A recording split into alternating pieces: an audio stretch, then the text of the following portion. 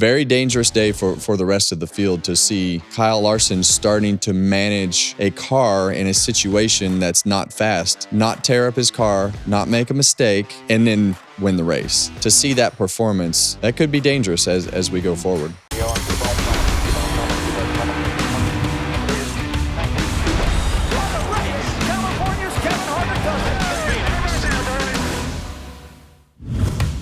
Welcome to Kevin Harvick's Happy Hour, presented by Echo Park Automotive and NASCAR on Fox. I'm Kevin Harvick. She's Kaitlyn Vincie, and he's Mamba Smith. Look at his shirt today, Kevin. It is a good shirt. I'm not sure about that shirt. Can you say what it says for our listeners? Yeah, it says, I wear the fire suit in this family. There you go. Yeah. Which originated from a Joey Logano saying after I dumped him at Pocono. He wasn't too thrilled, and he's referring to my wife wearing the fire suit in the family that I couldn't make any decisions on my own. And he has since learned that he doesn't make any decisions on his own anymore either, now that he's married with 3 kids. The best part about that is like you dumped him for like 18th. Like you guys weren't having a great day, and you were just like done with him. I think he might have finished 18th. Yeah, okay. That is a funny little better story. than that. Not much. That's like famous quote though, and like that merchandise now. Yeah, no. We made a second. It was actually part of my retirement tour as well. That we brought the shirt back and had a little fun with Joey. And Piper wore it at Pocono in that year. I think she wore it. Yeah, because that's where it came back from. That's right. Love that. Good choice today. Thanks. Welcome in to another edition of Kevin Harvick's Happy Hour. Closers, make sure you subscribe to us on YouTube, wherever you get your podcasts. Leave us a 5-star review. Leave a word. Leave a message, a mailbag message. We have all kinds of ways to talk to us, right? That's great. Yeah. It's all on Harvick Happy Pod. There you So, go. Keep sending in those tweets and those comments, DMs. We're here for it. We are here for it, and we got plenty to discuss on this episode after a very interesting race, I would say, out at Homestead-Miami. We'll preview Martinsville, a short track coming up, of course, for NASCAR, and we have all your lovely sips today. We can't wait for that. Got some good sips today. I do want to give our guy some credit, though, because he was on the drivers-only broadcast, and I thought he did a great job in the play-by-play role. Thanks. I really liked listening to you. Well, thank you. Yeah, it was definitely more fun than it was in the previous years. Now that I've had a few more reps and I get to listen to the professionals of Jamie Little and Mike Joy with their Adam Alexander, all the people that I've been fortunate to work with. And it was more comfortable than it had been before. Yeah. Still very difficult. It's a much different position than just sitting there analyzing the race. It's something where you have to kind of direct traffic. So it's definitely not in my wheelhouse of things that I've been doing, but it was better this time. Have you been a pit road reporter before? No. Okay, so I don't know. You kind of need to, if you do that, then you've had every role. Now you can really have a good landscape. I've become very accustomed to the air conditioning. He's not interested in boots on the ground. Yeah, I did. Get in the this weekend I trenches. went to the garage to visit and walked in the pit road reporter's trailer there. I didn't realize how nice it was. It's very nice quiet down there. Now it's snacks. it's a great little spot. I made myself some coffee. I left it on the coffee maker, never grabbed it, got in a hurry, walked out, never drank my coffee. So it's I was still scatterbrained. Yeah. Yeah. I thought the pit reporters did do a great job, though, I might add. Carson Hocevar and Austin Cindric, they were good. They're entertaining. They are. I mean, them two, like when I've done a couple of the ARCA races, Cindric has been in the booth and like going back and forth is fun. And Carson just like, he can go off the rip. Like he's off the cuff. He don't really care. Yeah, he definitely can go off the cuff. And I think it's interesting that we had maybe the tallest 2 pit reporters. Yeah, for sure. Absolutely. Yeah, I didn't think of that. Yeah. 2 tall guys. Very tall. And I think my favorite interview was when Carson was looking down at Ross Chastain like he was a child. I mean, he put the headset on and a microphone, and the way that he reached down was made me get a little loud. Drivers only broadcast was good. Fun fact, Kevin actually came up with that idea many years ago. That was your idea. I don't know that I came up with that, but I was a part of the process of I thought it was your idea. Initiating that. And really it gives a different perspective. And when we have all the drivers that are on the racetrack giving that current perspective of what's actually happening, it really helps keep things progressing in the right direction with things that we all know. And for me to have Joey and Brad in a booth and listen to them talk Carson and Austin on pit road, they just know exactly what they're looking for because there's the drivers just, as a driver, you get so in tune with everything that's happening, and you get out of that mix every once in a while. You lose track of the progression of things that happen down there. So just like Vegas last week, we didn't have any idea about the rule of Christopher Bell pitting in somebody else's box and what the penalty was and the way that things worked. And those guys had a plan for a couple of years of what they wanted to do. So there's always something that you don't know. You can always learn. You can always get better. And that's why I like doing those extra races, because it puts you outside of your comfort zone. You have to study a little bit of who's in the race and things that are happening. Not that we don't study for the Cup race, but that just comes naturally because you're so involved in it on a weekly basis. So fun to step outside of the comfort zone. I think it's good for them guys too to understand what the broadcasters are doing. Yes, like to understand that relationship and how hard it is to be on pit road and you're trying to, well, why they asked me this question or why are we going down this route? Like it's good to know all the things and pull the curtain back. It's good to know how much harder it is than what you think it is. Yeah, no Instead of just critiquing it, you get to live it. Yes. So he had a good weekend, and you did too. Kevin said you were dancing. Is that right? Yeah. No, I busted out some moves, During pre-race. Yeah, during pre-race. They had a lot of different dances, dancers. I'll let you know that they told me we were doing this.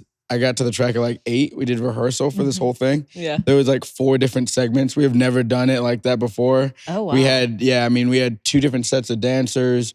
We had a second host up there. We had a second DJ. We had someone on the drums. We had a lot going on that we learned all together in an hour, and no one knew what we were going to do.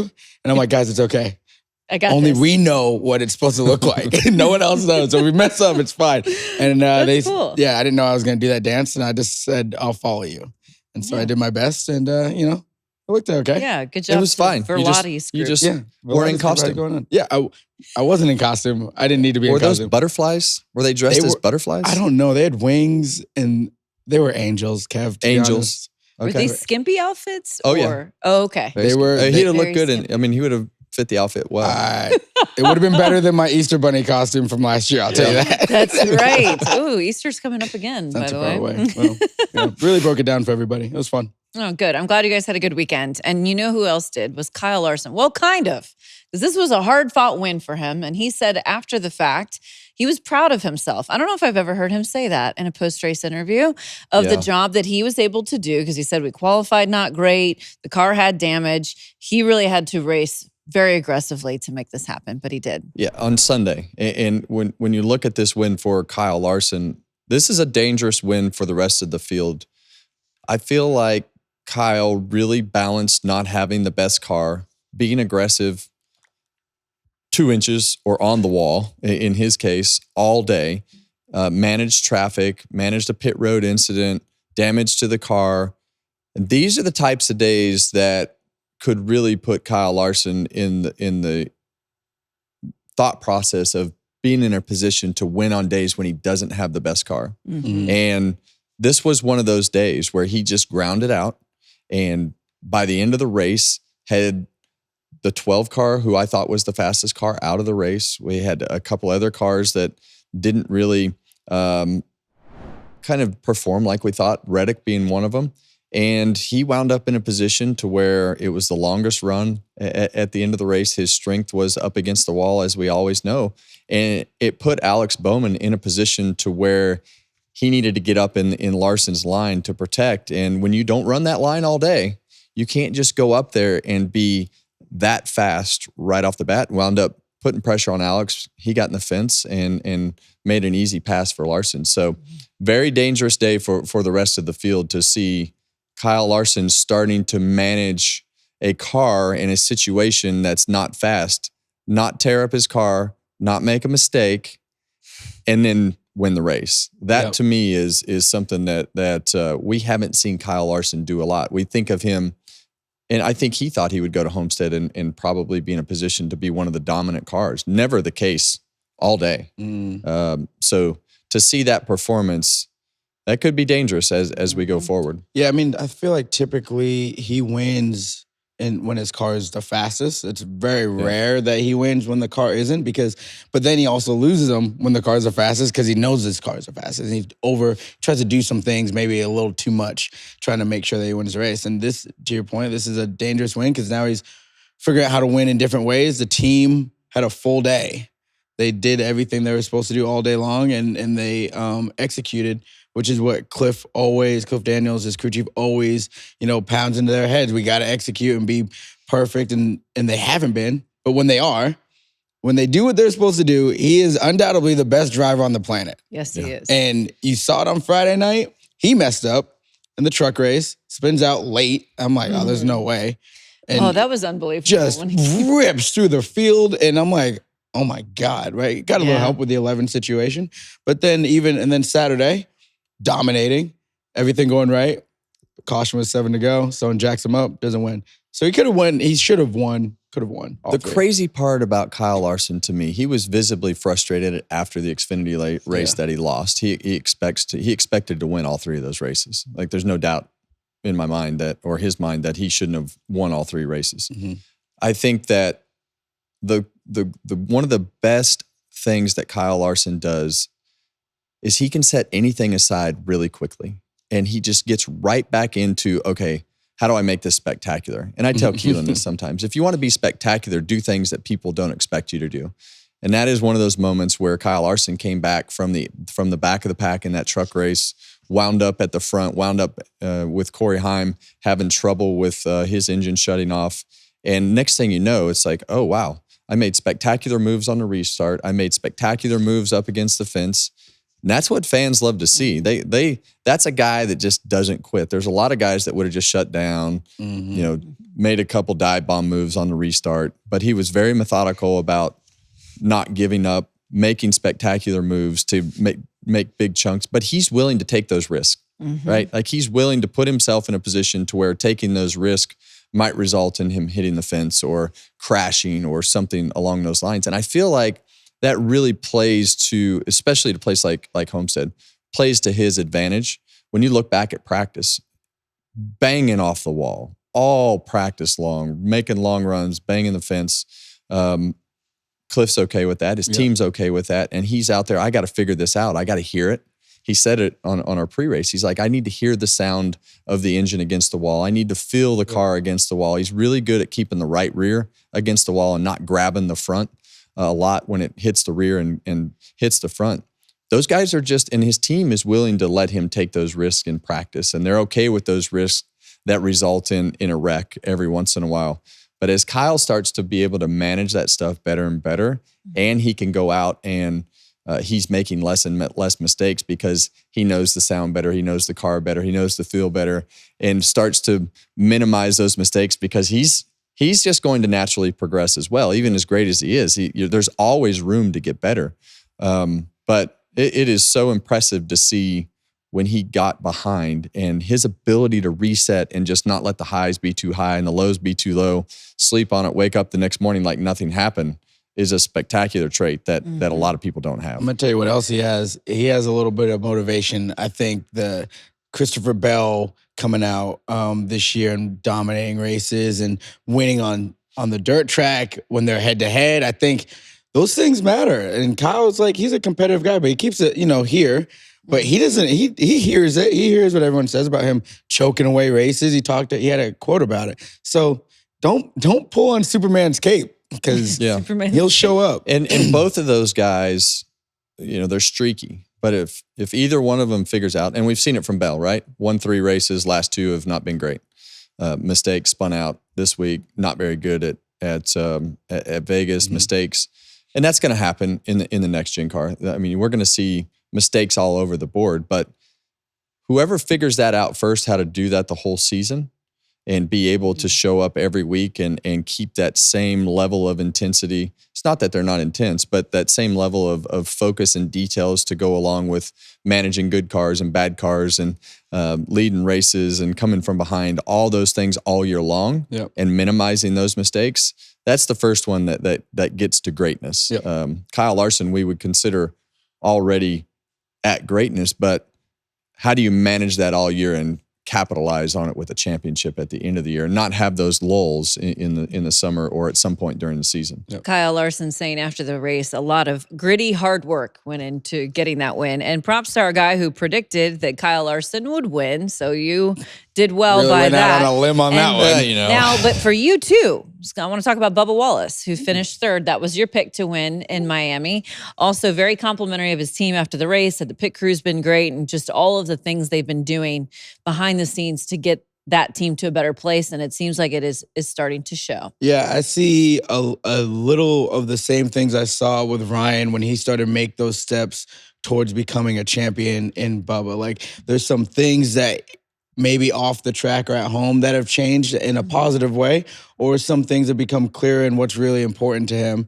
And I think, having the birth of his son, Bex, I think that has changed his perspective a lot. He was even like, you can just see it in his interview with Jamie after the race. He's trying to be mad, but he just can't because he just put in one of the best races that they've had all year with his new crew chief. I think he's rejuvenated. I think he's running back up where he believes he should run. He was always on his way up to the Cup Series, one of the guys that everyone looked at. It was Chase, it was Blaney, it was Bubba, it was, Byron. And now the car is there, and now he's leading the team again. Because, when he first got to 2311, he was the guy. Tyler Reddick comes in. Tyler Reddick is super fast, has opportunity for a championship, and now it's like they're kind of bouncing off of each other. Even when Kurt was there, it was kind of like that too. So iron sharpens iron for sure. Yeah, and Vegas, Homestead, both weeks, super fast on the short run, managed a great race at Homestead start to finish. But that's the whole team. Yep. And I think when you look at Bubba, that's kind of been a little bit of the problem in the past is he hasn't been able to manage a whole day consistently all the time. And you have to be able to manage those days because they're all going to take twists and turns and all over the place. And I think for a lot of these guys, that's been the problem is they can't manage that and get the result that you should get that day, right? Mm-hmm. Like if you're running eighth, you need to finish eighth. You need to finish eighth. You can't lead a race and not finish in the top five when you have a car that's capable. You have to capitalize on those days. There's going to be some tough days where you're running 20th and you need to finish 15th because you've done a better job at managing those weekends. But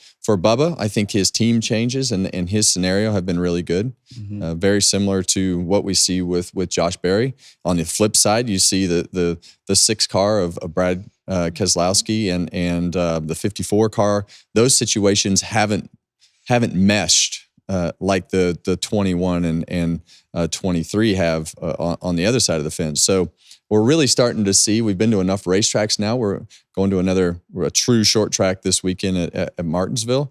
We're really starting to see which teams are gelling well as you've gone through. Chase Briscoe had a great run this weekend. Ryan Preece consistently has finishes in the top 10. So we see a lot of these situations starting to play out, the ones that are going to work and that are working right now to start the season, and the ones that are got a lot of questions. I think it's interesting because you talk about the ones that are really working, which is like, Bubba and his situation, and then ones that Josh, and then ones that are kind of on the far end of the other spectrum with Keselowski and Gibbs. But then there's guys in the middle. I mean, Justin Haley just rolled off a top 10. Yeah. There's just guys that are just making it happen. Who can maintain it, right? Who can overcome the slow start and maintain and right the ship, and who has started strong that can maintain that all the way through the year. So that enthusiasm and just the stamina to carry that intensity level through the whole season is tough for a lot of these guys and teams to manage at an elite level. Yeah. You mentioned Brad Keselowski and Ty Gibbs. Ty was 16th in Daytona, 22nd or worse in every other race so far this year. Both those drivers had crew chief changes in the offseason. Do you think that's all that the issue is, or what really is going on here? Because Ty Gibbs had better numbers in his rookie campaign in the Cup Series than now. Well, I think that the team change on the 54 is definitely something that you got a young driver, young crew chief, a lot of change within that organization. We've seen the 11 car of Denny Hamlin really be consistent. Yeah, for the most part. He hasn't been. This is the first weekend that I felt like he was truly in the mix, just based on speed and not a circumstance or something that happened. Christopher Bell has been. He was in victory lane 3 weeks in a row, but the last 2 weeks haven't been spectacular. I think that's next gen racing. I think that now is the time, and it's different this year because we have an Easter break. I think that off week is a really good time to see what you need to do to your team. You're going to get a number of different styles of racetracks as we go through this. So definitely concerned for the 54. Really concerned for the 6 car. They have not qualified well. They've raced okay a few times. I think that's probably as much as anything is Brad's experience. So there's some good scenarios and some bad scenarios that we'll just have to see how they develop. You even look at the Collar team with AJ and Trent Owens, like they're like both AJ and Ty. Like Ty's had some speed here and there too, and it's just like that last 3 spots in the playoffs. Man, it's going to be tight when we get to the end of this thing. It's going to be tight. Yeah, great day for Chase Briscoe. You mentioned him briefly with a top 5. They've had such an up and down season from what happened Daytona with the penalty, which was overturned ultimately, then the loose wheel last week. But now it seems like they're moving in the right direction at least after this weekend. Yeah. Well, and I described it as he has spring sale on the side of his car right now every week. I described last week at Vegas as a yard sale because it was definitely a mess and all over the place. And they wound up getting 4 laps back. And, in the end, it wasn't pretty. Right. Yeah. It wasn't pretty. But that's all it takes. It takes those one moments to where you can right the ship because one day goes right. All the pit stops and the driver having good restarts and getting to pit road and not making any mistakes and just having that solid run. It's such a sense of relief when you're able to make that happen. And look, Blaney's in that same scenario. It's crazy. Fastest car the last couple of weeks, been in position to just dominate races. He was dominating this race and had some trouble on pit road, got run into, had some things get banged up, and then the engine blew up. So grenaded. Grenaded. And that's the second one. And so when you have these 2 engine failures in a few weeks, we talked about the Toyotas last year and what was the issue with the engines, and ultimately they got it fixed eventually, but they blew up a lot of motors. And so having these engines close together like that means that they're not probably on the same rotation of the same engine batch. It's definitely probably a different engine. Well, the engine at Phoenix is gone because it blew up too. That blew up too. So just have to keep our eye on it. I don't know if this is a trend, a coincidence, or what that is, but Ryan Blaney has had 2 opportunities with, especially at Homestead, a car that was absolutely dominant to go and win the race, and it's gone. But that's kind of been the story outside of Josh Berry of the Fords this year. They've had cars that are good enough to be in contention to to take advantage of being in position to win, and haven't. It's like you said on the broadcast. He's like, this never happens when you have a crappy car. It's always when you're running 30th, it never blows up. Like, when you're running 30, if you can bounce it off the wall, like, all the suspension stays intact. Like it never breaks when you're having a bad day. That, of course not. Blaney is they are so fast right now. And I was talking to Jonathan Hassler's crew chief on pit road before the race. I said, hey man, like all you can do is keep bringing fast race cars to the racetrack. He says, that's it. He's like, today we're gonna be fast too. And they were lights out. They were so quick. And you got Phoenix, right? That they were fast at, and then they were fast at Las Vegas, and then they were fast here at Homestead. Yeah. They were in the top 10 at Coda. Like they are very consistently quick week in and week out now. And they're very good at Martinsville, by the way. Oh, by the way. So interesting incidents happening on pit road, as seems to be week to week. After stage 1, you saw the bunch of them going 4 wide down pit road. Josh Berry and Joey Logano get turned around on pit road. Just not ideal circumstances as usual. Well, Homestead is, I think, the 3rd narrowest pit road. And you see Josh Berry trying to clear the 22 and goes to the right, but there's 2 cars on the outside of him. And that stacked a lot of guys up on pit road right there to put him in a bad position. Logano, he decided that he would just go back to his pit stall backwards. I'm going to go back to the shop. And tore up the side of the rocker of the 5 car right there. And they had actually talked about pitting at one point, but it didn't seem to be that big a deal. So they left that 5 car out all day. But Tore up the 22 pretty good. Put Josh Berry to the back of the field. He finished 17th. And so it definitely changed the complexion of the cars that were running up front right there at this particular moment.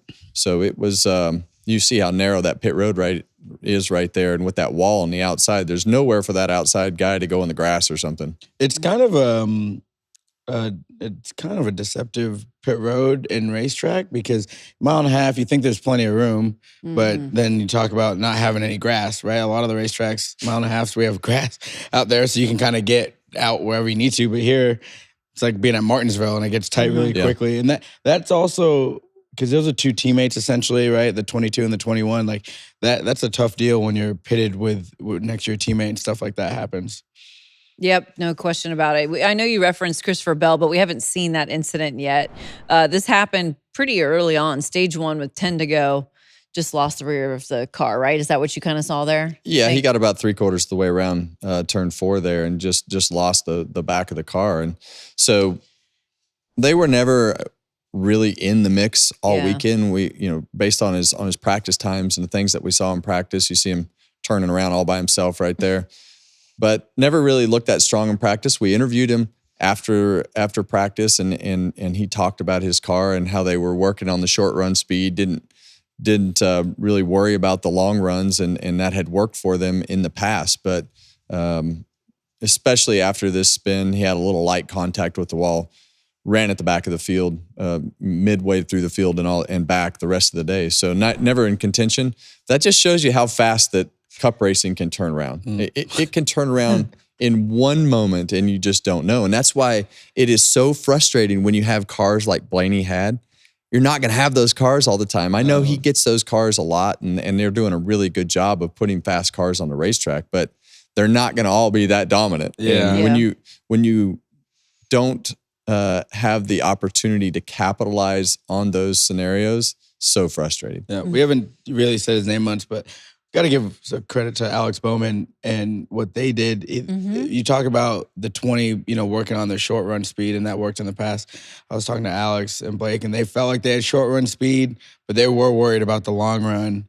And it seemed like they were in the position for it to work out, and they had found their long run speed. And it's just when you got the best guy at a track behind you, it's just really hard.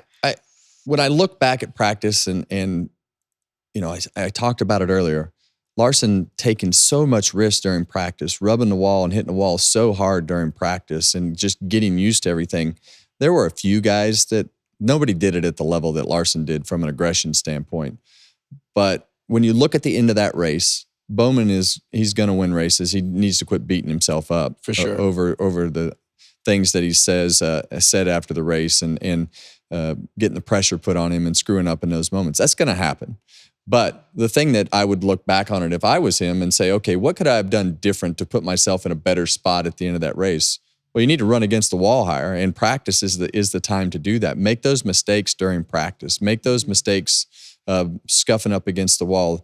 Going back and analyzing how Kyle Larson practiced would really help some of those guys figure out how to run the top better, because that's the only time that you have to do that. You have to go out and take advantage of that time at those rhythm racetracks to put yourself in a position to take a little risk. You have to take more risk in this car from everything that you do. Pit stops, running against the wall, restarts, whatever it is. And that's not just going to pop up with 10 laps to go or 20 laps to go to say, okay, let's do it. Yep. No, that guy's been doing it all weekend. Yeah, that's behind you. Other series so, too. Being able to get more reps in that intense, close to the wall scenario and not being afraid of it, you have to practice it. Your practice reps have to be your in-race reps, right? Like that's what you're talking about, getting mentally prepared and understanding all the things. The great ones like Tom Brady used to talk about that all the time. In practice, he would run his practice like it was a 2-minute drill in game because you got to have that rep so you know what you're going to need in the situation. Well, it's just like Talladega. You run in the back all day, you don't know how to race in the front. It's pretty simple. There you go. If you practice all day up against the wall and bang up against the wall all practice, then you're going to have a better chance at it than you are with 10 to go in the race. Yeah, now try to figure it out with 10 to go. Yeah. To your point, though, great day for the 48. Great day. Got the pole points in both stages. Very nice effort out of them. I typically am supposed to start with the word of the week. I screwed that up. So we're going to go backwards now because Kevin did the word of the week pretty early on. I almost missed it. Yeah. He, listen, word of the week is great. And I think we have found, closers, the right formula to get Kevin all stubbed up here because he's got to put practice now into it. Run the tape. Well, and we see Kyle Larson right here, and indubitably, he's the best guy up against the fence. He and Tyler Reddick, and that puts a lot of pressure on those guys in the rest of the field when they have to get up there against the fence and try to make the lap time that those guys make. And that's when we see guys get themselves in trouble that aren't as good at it as those two. Well, clearly we just witnessed a podcast word of yours, Kevin. There's no chance that your vocabulary owns that word, so impressive. Indubitably. Yeah. Well done. It sounds much smoother when Mike Joy says it, but hearing Clint talk about my vocabulary is questionable. Seriously. This word stumped me. When I saw it and I tried to start saying it, it sounded like I had my Marbles tongue. In your Yeah, it sounded like I had my tongue tied. That was a difficult one for me to spit out. Yeah. So I sat at lunch with Chris Myers. I said, Chris, I need some help. I can't go to my booth mates here and get some advice on this one because it's not as fun when I say the word and catch them off guard. So I sat at lunch with Chris Myers and practiced saying this word while we were eating lunch.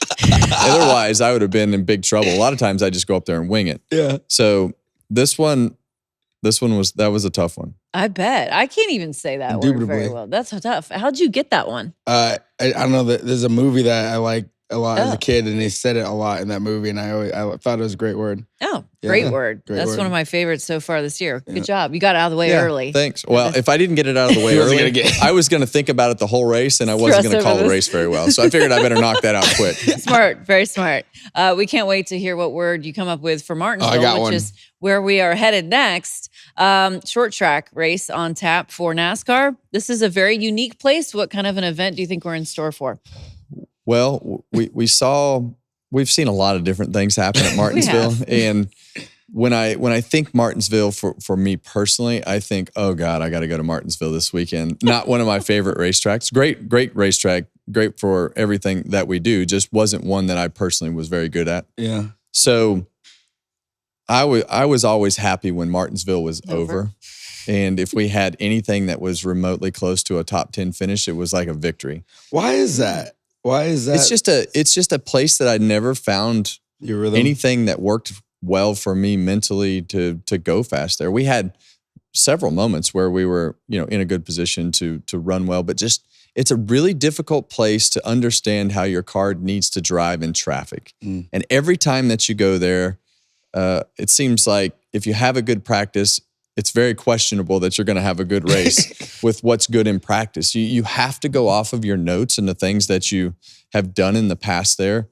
And that's really how you have to set your car up, how you have to adjust your car, and all the things that go with a Martinsville weekend is the progression of what you've done in the past. Because it's just so misleading when you go to this racetrack and you have that short practice and the track's not rubbered up. Because in the race, the track gets super rubbered up. And usually the guys that are good can move up the racetrack, dime in the corner. Denny Hamlin's the best at it, can dime in the corner and get around the rubber. But they have a unique way of getting their car set up correctly to be able to go through traffic like nobody else. And that was the part that I always struggled with, was my car. I would make speed through the middle third of the corner. And that middle third of the corner, usually you run into somebody's back bumper and then it stalls your speed for the exit of the corner. Those guys are good at being able to use the brakes and kind of almost stop the car a little more in the center of the corner and get drive up off the corner. So my style just never fit what was great at Martinsville. And somehow we got to victory lane there. I was going to say, you did win there. We won a lot of truck races there. We won an Xfinity race there, but it was just always a place that was tough for me to figure out. And I always wound up getting frustrated, get myself in trouble, running over somebody. I got parked one year, had to take a vacation week in 2002. So fond memories. Yeah, they were, great memory. I've had hammers thrown at me there. Yeah, the hammer. I was waiting for that. That's honestly the best one. Yeah. A lot of drivers want to win here because you get the very cool trophy at the end, the Martinsville clock, which we still haven't brought that in here. Weren't we going to do that? Well, We haven't really. At some point. We need to get with it. That's on us. We're sorry. That's on us. We just have to link up and go at some point. But it's a very cool place. And I do think it sort of has a crown jewel feel, even though it technically is not. Yeah, no, it's not a crown jewel, but it is. It gives you the same feeling when you win there because you earn it. I think is the biggest thing. Like that place is so hard, and to do it right for 500 laps on a track that is physically demanding and then emotionally and mentally demanding, and then it's loud, and then your pit road is tight. So after running all those laps around on the racetrack, now where's my pit stall? Am I on turn 3 and 4? Am down in 1 and 2? Am I on the corner? There's a lot going on there, and then someone runs into you and you're having a bad day. And then it just ruins your the cars are tough now too. So you're going to get run into. Yep. You're going to have to run into somebody. You're going to have to move somebody. And how you deal with that from a defense standpoint, you have to be able to defend yourself after you moved a guy. So there's you have to be aggressive. There's a heavy workload from a driver standpoint with all the shifting and things that go on with Martinsville now. So a lot of places to make mistakes. You have to have a good handling car. You have to have so many things go right throughout the day. So tough racetrack. Definitely a heavy workload from the driver's standpoint. Where are we at with the tire? What's the tire situation this weekend? Well, it's softer. Okay. Lots. It's definitely softer compared to the things that we've done in the past. So hopefully that helps. So hopefully we have some good fall off. They've done a great job with the tires of falling off at Vegas and wearing. Homestead was the same way. We saw 2.5 seconds of fall off or so. It just depended on which car it was as to which ones fall off the most. But it'll be interesting. And I think that we know Martinsville is so important when it comes to the playoffs. And I think that there are some guys that are just better at Martinsville than others. Blaney has been good in the past. We expect Joey Logano to run up in the front and qualify well. Josh Berry and his new situation with the 21 be car. Hard not to pick him, honestly. And, his short track background and everything that he has done. But the king of Martinsville, you know that's Denny Hamlin. And it seems like they've kind of found their groove, steady and consistent, leading some laps, won a stage this last weekend, got a sponsor on the side of the car. All that noise is it just keeps getting quieter and quieter for Denny Hamlin because he just keeps putting himself in a position to perform well, and that's what he's been able to do throughout the years. So this could be a big Denny Hamlin weekend. That was a miss for their social media team. They should have done the Days of Thunder. We got ourselves a sponsor. Yeah, that is a miss. They should. That's a good point. Yeah, dang it. Swinging a miss on that. So I've been listening to you talking about how hard it is to win there. I want to go back to the fact that you did win. What still stayed with you from that day that you remember from winning there? We had a wreck early in the race, and we were able to to get the car fixed, and we were really good on the long run on that particular day. And I don't remember how many laps there were to go. I think it was 8 or 9 laps to go, and I passed Dale Jr.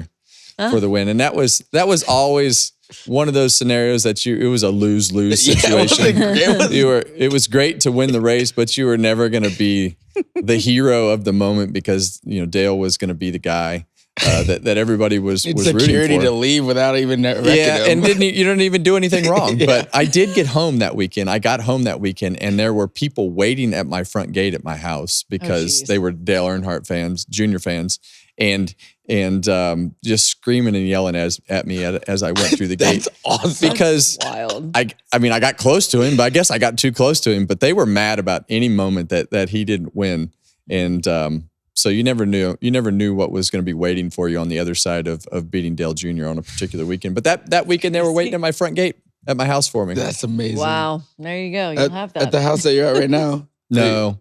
Okay, this is an old house. Yeah, old house. How do they know where you live? That is strange to me. Well, it's easy. It's not very hard, I guess. I get fan mail from all over the world at my house. Really? It's wild. That's why you had to give scary all at the same time. Scary. That's why I had to give out Josh Jones's phone number that one time because Josh was giving everyone his address. Funny story about Josh and giving out his phone number. So we used to do crazy things all the time, and he was picking on me. So Josh, who works for me, he did something, and I said, well, I'm going to get him back. So I rented a billboard on Interstate 40, and I put pictures of him in like an elf suit, football uniform. So I put these random pictures up on the board, and I put his Twitter handle. That's right. I put his Twitter handle up on the billboard on I-40. Oh my! And he's sitting at home one day, and he's like, telling his wife, he's like, I don't understand this, but my Twitter followers are going up like crazy. He had more truck drivers following him on Twitter than he ever imagined, and probably still does to this day. But that billboard lived on I-40 for about a month. That's amazing. Wow. Yeah. That's money worth. It was well worth it. Yep. That's hilarious. I've never heard that story before. Yeah. Mother Function was Mother the Function. Twitter handle at the time. Okay, well, that's Martinsville, and we can't wait for it. It surely will be entertaining once we get out there to the Virginia racetrack. Time now for Mamba's social sips. Ladies and gentlemen. Yep. Here we go. I don't know what happened to my cup. I lost Kevin on it, so I'll turn around and make sure. Me too. I'm sad. To show this Kevin nice has the logo only here. Kevin cup. Okay, so there's some names that we've heard before that are starting to make waves. You know, like Bush and Harvick, but it's not the old guys. It's the next generations, their sons. Just called you old. Wyatt Miller, Dale Earnhardt's grandson, Kelly's son, has started making the transition onto asphalt racing. So he's had 2 limited late model races.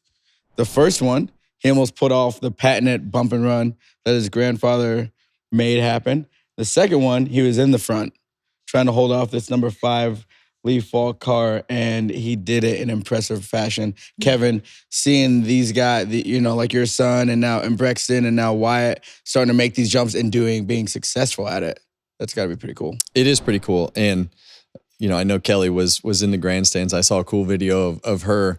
And when you think about the history of Hickory Motor Speedway and the Earnhardt family has just such a huge legacy in this area of when it comes to late model stock racing and cup racing and their name and heritage and history of their family. It's so cool to see the Earnhardt family winning at Hickory Motor Speedway. But being able to keep up with Wyatt and what LW and Kelly are doing with his career and just his different path. He and Keelan are, he's a little bit older than Keelan, but they're pretty similar in age. So both on total different paths.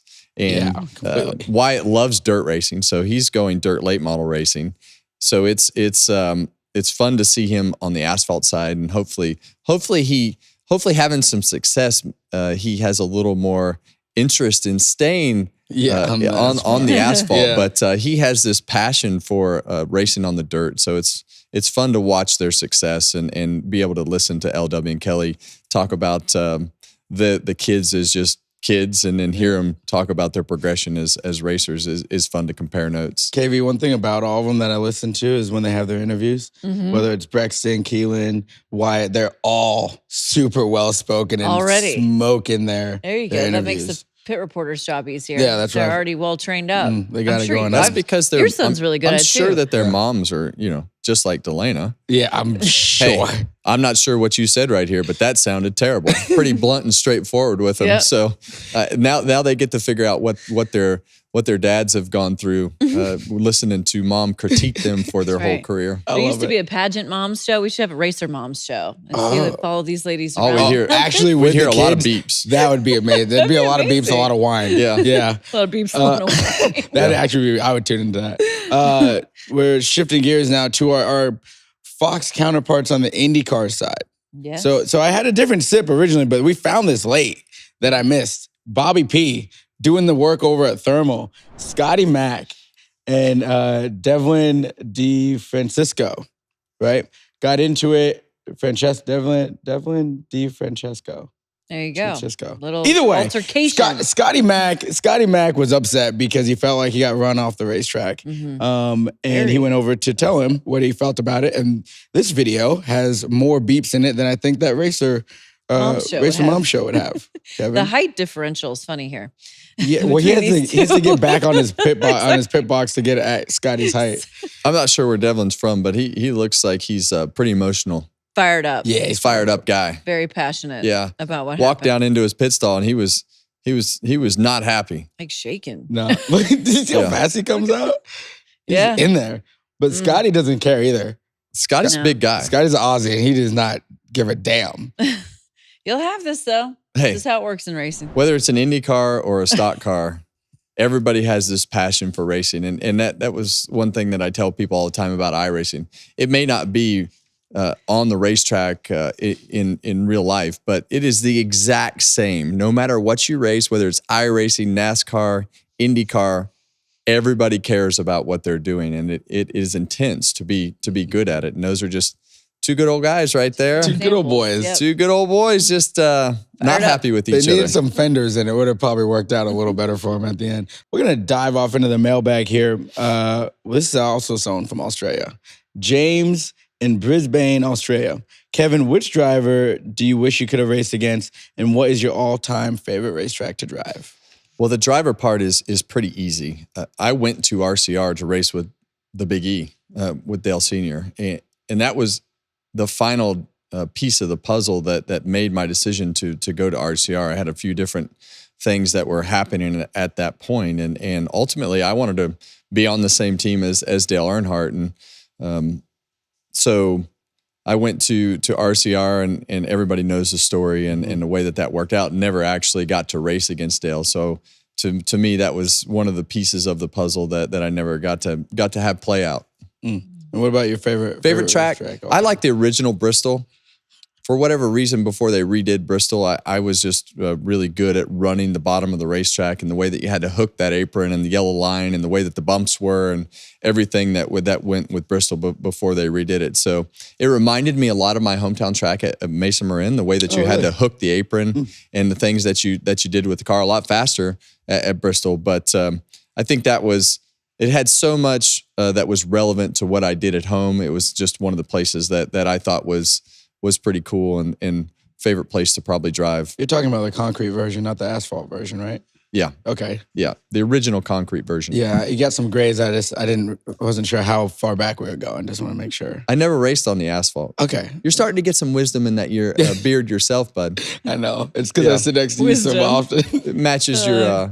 Bubba's got some wisdom. Bubba's got some wisdom. Bubba's got some wisdom growing in his beard. I like that this is how we're phrasing this now. Instead of being like, oh, you're getting grays. You're getting wisdom. No, I like that. No, it's a good. positive spin. Kevin, real quick, what's your favorite track all time? My favorite track, it's Bristol, which is ironic. I just love the Bristol night race. It's one of my favorites. So are you old enough to actually know Bristol before it was redone? I mean, not really, but I mean. She still loves it. Doesn't matter. When people ask me what my favorite track is, it is Bristol. It's hard to beat Bristol, especially when it's intense. intense. That's what I'm saying. Yeah. Just the whole area, Thunder Valley, like it's just, I like it. Yeah, I really wish it was both races at night, to be honest, just because I like the night at Bristol so much. That's it for the mailbag. Thank you guys very much. Be sure to leave a voicemail at 805-317-4175, or you can drop us a mailbag at harvickhappyhour4@gmail.com.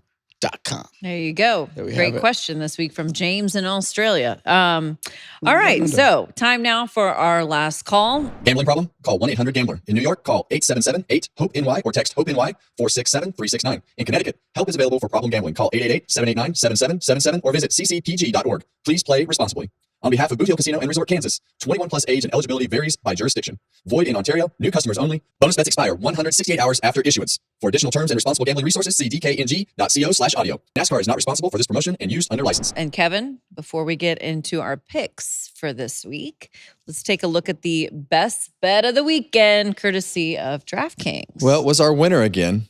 Kyle Larson was plus 285. So you definitely you could have went with what was well known by most people that Kyle Larson was a great pick to win the race and still make some money at it. So DraftKings definitely laid it out there for you to take advantage of. But take the checkered flag with DraftKings Sportsbook. Download the DraftKings Sportsbook app and use code Harvick.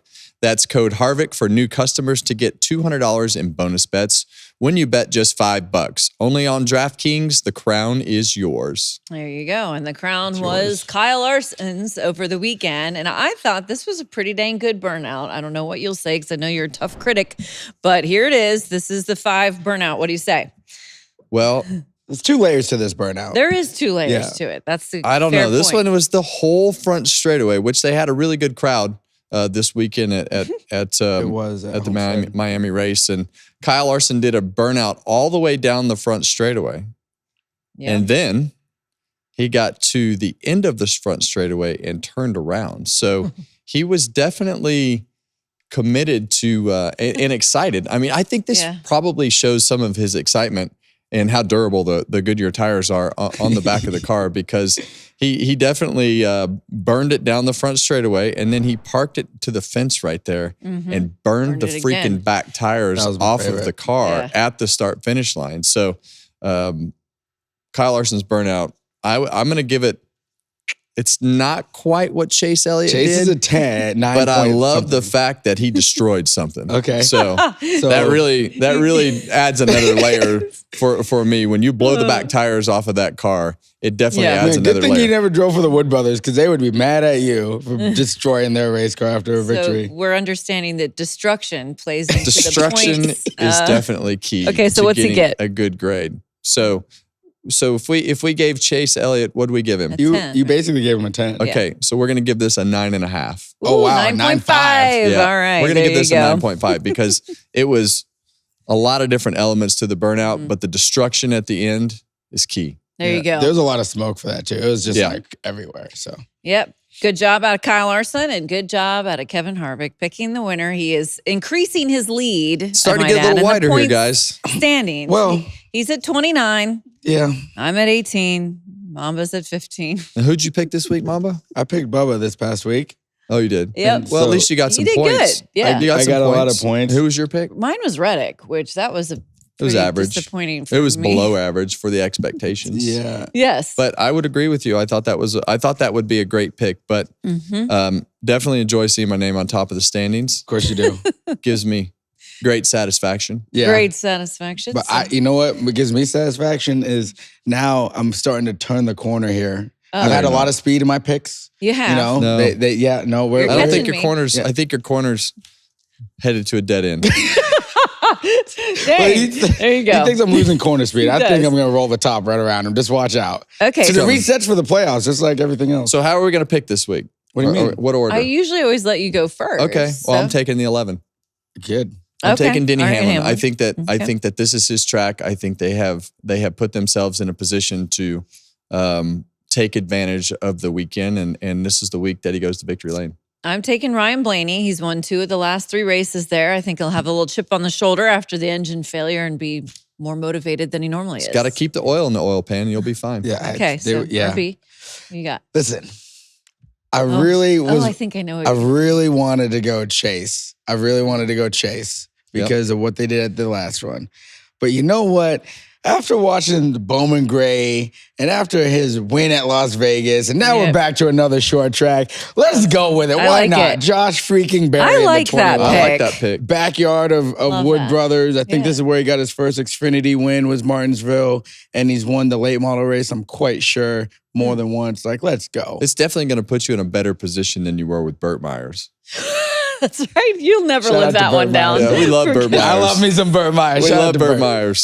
That's funny. Well, 3 solid picks. We'll have to see how they fare at a very legendary racetrack. And speaking of legends, you got a big name with you on the show this week from the Petty family. Sorry, work with me here. Yes. we have Kyle Petty on our Thursday interview this week. Kyle's one of my favorite people. Yes. He has stories that you can't even believe them. And some of the stories and conversations that we had this week will be fantastic. And I can't wait for everybody to listen to Kyle. Petty family has such a legacy and history in this sport. And to be able to sit down, I needed 2 hours. Instead of 40 minutes, I needed 2 hours because we could have sat in this chair and talked all day about the most, you just don't know where the conversation's going next. And that's exactly how this went. I can't wait for that. He's such a straight talker. You know what I mean? Like, he just gives it to you. Right? There is no BS with Kyle Petty. You know exactly where Kyle Petty stands. And it's been that way since he was a kid. Yeah. Sure sounds that way. Yeah. Well, we look forward to hearing that interview. That will be on the Thursday edition of Happy Hour. Thanks so much for joining us. Make sure you subscribe on YouTube, wherever you get your podcasts. I said that wrong. Whatever. Close enough. Leave a 5-star review. It's French. Leave a word. It's French. Mamba's rubbing off on you. All right. We will see everybody after Martinsville next week.